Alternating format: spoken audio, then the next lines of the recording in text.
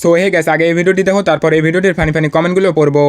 Last time দীঘাতে আমার সাথে খুবই বাজে এক্সপেরিয়েন্স হয়েছিল, তাই এইবারে আমি দীঘায় না গিয়ে চলে এসেছিলাম মন্দারমণিতে। কিন্তু মন্দারমণিতে এসেও যে আমার সাথে এমন কিছু ঘটবে তা তো আমি স্বপ্নেও কল্পনা করতে পারিনি। মন্দারমণির সেকেন্ড দিনে ঘুম থেকে উঠে ফ্রেশ হয়ে ব্রেকফাস্ট করে আমি ডিসাইড করি আজকে আর সমুদ্রে স্নান না করে একটু সুইমিং পুলে ডুবে ডুবে জল খাবো। অনেক বছর পর সুইমিং পুলে আমি স্নান করতে চলেছি, তাই বিশাল এক্সাইটেড লাগছিল। আমি না সাঁতার কাটতে পারি না, তাই জন্য বাচ্চাদের পুলে বসে বসে জল নিয়ে খেলছিলাম, বাট ওখানে বসে বসে আমি মজা পাচ্ছিলাম না, তাই সাহস করে মায়ের পিঠে চড়ে জলে নেমেই পড়ি। তখনই ঘটে যায় একটা সুঘটনা।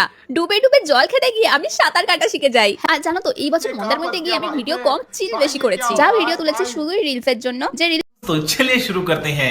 আসলে এর সাথে সবসময় বাজে এক্সপিরিয়েন্সই হয়। আর আমি তো জানতামই না এই জামাগুলো পরে সুইমিং করতে হয়। সত্যি তাই ট্যালেন্ট না থাকলেও কি আর কেউ মায়ের বয়ফ্রেন্ডকে একসাথে নিয়ে ঘুরতে যেতে পারে? বাপরে কি ট্যালেন্ট মেয়েটে, সত্যি ভাবা যায়। क्या बात ये बात है। তুমি যেইখানে যাবে সেইখানে কিছু না কিছু হবেই।